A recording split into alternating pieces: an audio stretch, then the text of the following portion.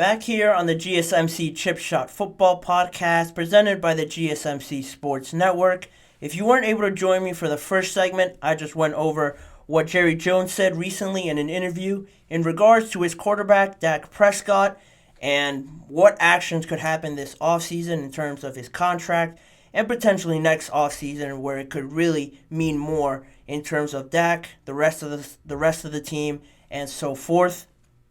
But joining me now for this second segment, I'll be talking about Justin Fields and a lot of contradicting reports going on with him around the combine, which teams have actually talked to him, which teams actually have legitimate interest in him.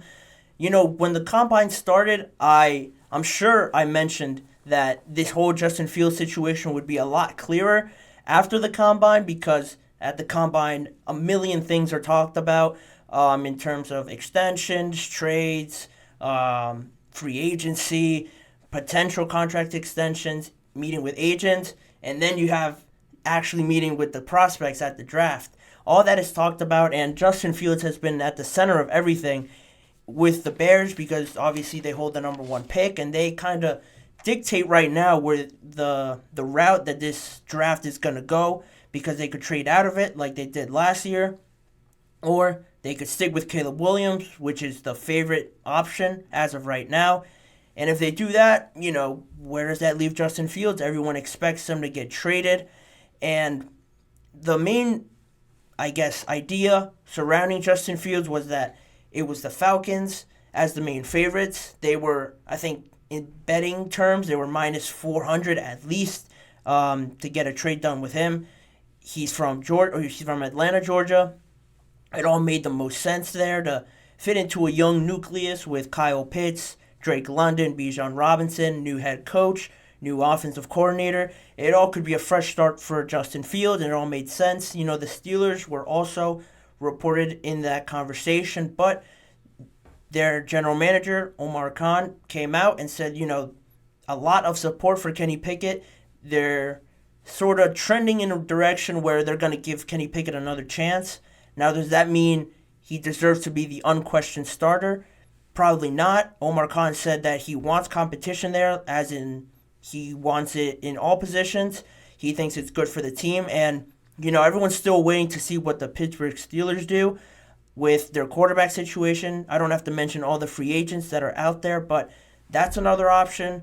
There's the Vikings. You know, if Kirk doesn't come back, the Raiders with really no number one quarterback. They're sitting in a spot that's not really good for drafting a quarterback. I think they're at 12 or 13 around that area. So all the top guys seem to be predicted to be gone by then. So where do they stand? Do they take a chance on Justin Fields?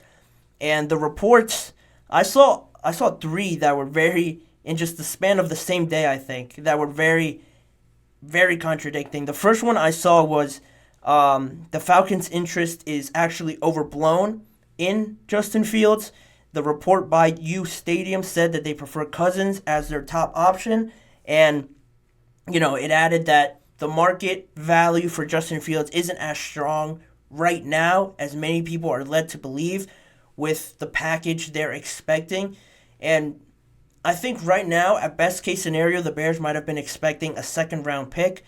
But it seems like a lot of teams are hesitant to give that just because of what Justin Fields has performed as of late in his career with them. And he's coming up on a fifth-year option that's going to cost a lot of money, north of $20 million for Justin Fields. So there's questions around that. That was the first report. You know, the Falcons are kind of iffy on it. They're not as serious as many people thought. The second report said, this one coming from Diana Rossini, that the Falcons believe that Cousins is the type of player that moves them from a fringe playoff team into a true contender, Rossini reported. So it kind of supports that first one. You know, Kirk Cousins fits this kind of mold that Zach Robinson, their new offensive coordinator, wants to run. He's a veteran. He's proven it. He's had success more so than Justin Fields. So he can kind of come in, jump in right away to this offense and lead this young team in a positive direction, a more experienced direction that, you know, could be a lot more beneficial for a new head coach, new offensive coordinator, that the first year is so pivotal if they have a veteran leader, especially at the quarterback position, it could go a lot smoother for them, just for personal reasons and for personal preference as well. If you're getting a new job, you want it to go as best as you want. This could lead them in that direction. They also added, or Diana Rossini added, that they could make a move for Baker if Cousins, stays with the Vikings and he decides to take their offer, which is at a stalemate right now, those negotiations. She reports also that knowing this could be a seamless transition for Cousins and a talented young group, like I mentioned before. And she said that she expects the Falcons to compete for the rights to his contract. It all makes the most sense to her in that aspect, to bring in that veteran. Even Baker, who's younger than Kirk Cousins, he's coming off of more recent success than Justin Fields, so you could see why they could decide to go that route. It'd be weird because he'd be moving within the division and have to play the Bucs twice in a year. And also with the news that Mike Evans just signed with the Bucs, a lot of people find it hard to believe that Baker will see that and still move on. But, people don't know what's going to happen. And that was the second report, just supporting the first one, kind of giving off the same vibe just there. But the third one was very different. This one coming from Tony Pauline. And he basically said that the word around Indianapolis is that the Bears are actually very close to trading for Justin Fields.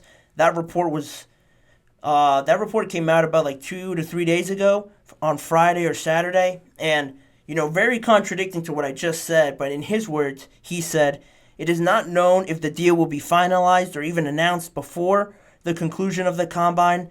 As I reported Thursday, if the Falcons can't come to terms with the Bears for Fields, they will turn their attention to Baker if he's available when free agency starts." He started it off by saying the deal is just about done. Their interest still remains strong, but it's after the Combine where we're going to get the most answers, it feels like now, because we're up to this point and there really hasn't been anything announced on the Justin Field terms. And, he kind of alluded to them still pursuing free agents, but his main thing was that the deal was close. But now we're a day removed from the Combine, and it's just crickets. Nothing has really been said, no rumors or nothing. Anything has been reported on that end. And, the comments from General Manager Ryan Poles, he's trying to say that he wants this to be done as quick as possible for the team's sake and for Justin Fields' sake as well, because it's not good for any of them, for both parties, to live in this sort of gray area, uncertainty surrounding the whole situation. People want to know. They want to base their plans off of everything. I'm sure if Justin gets traded, he'll want to get integrated with his new teammates and his new coaching staff and everything, a new city, as soon as possible. But nothing's really moving right now. And that kind of brings you to a place where you're asking, a lot of different things. One of them is, these teams see the urgency that the Bears have at this moment in time. Everyone is thinking that the Bears are drafting Caleb Williams, so that kind of puts more pressure on them to get this deal done. Everybody else is kind of just sitting back, knowing that the Bears have to get rid of Fields if they're going to draft Caleb Williams.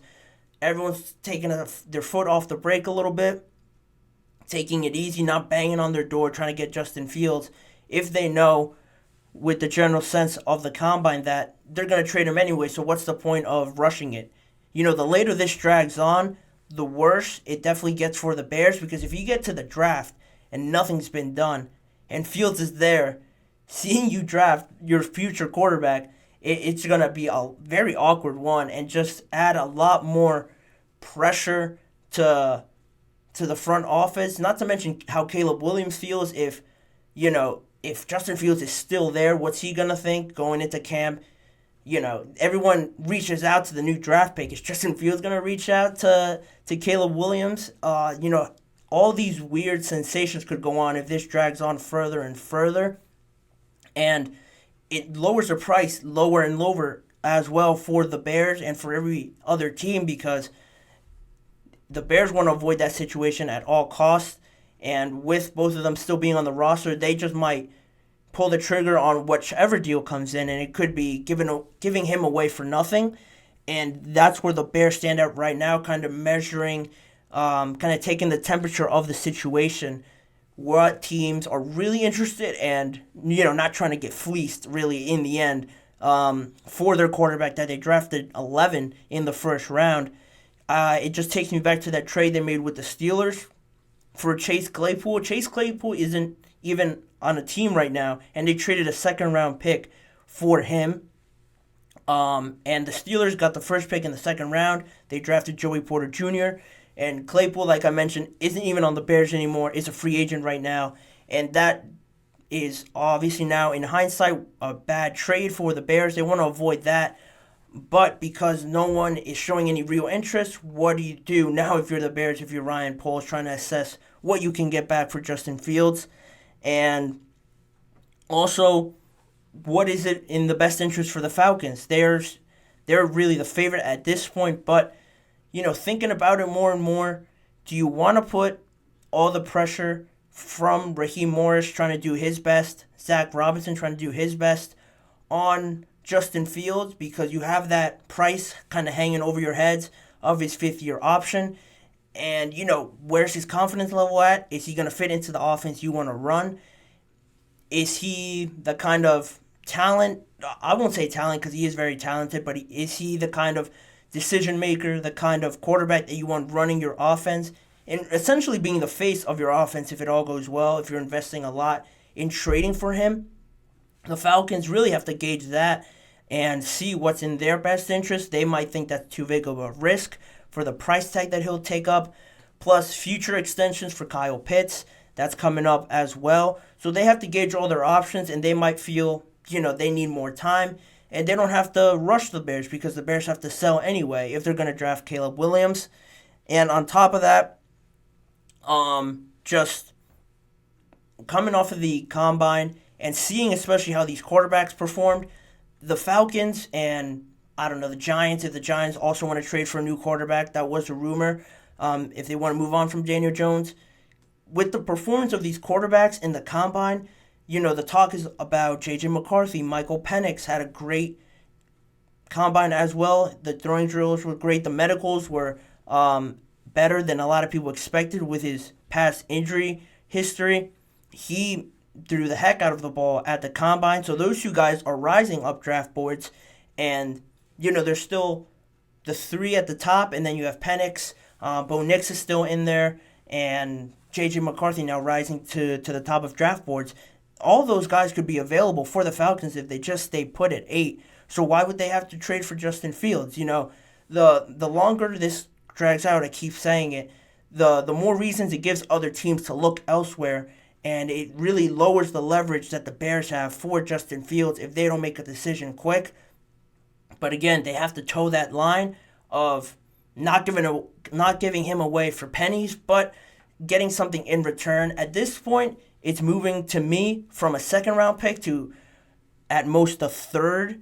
And if it goes even longer, I don't think it'll go below a fourth, but you never know. It could be a couple fourth-round picks or something like that, but I think they'll end up getting a third from somebody out there that, values Justin Fields, thinks that they can make it work. But the Bears are really in a bad situation right now compared to all the other teams, just mostly because on the combine, and they don't have time really on their side. If they're convinced by Caleb Williams, they'll take him. And then, they have to pull the trigger. They just have to if that's what they're going to do. And right now, what's Justin Fields thinking? I'm sure he has all these questions, and you don't want him potentially adding pressure to the organization as well. If he comes back from vacation, there's nothing resolved, and he wants to get ahead, in his best interest, wants to get ahead of everything, start planning things out, putting more pressure on the organization. This could get very tricky, and it could be very murky waters for the Bears if they don't figure out something soon enough.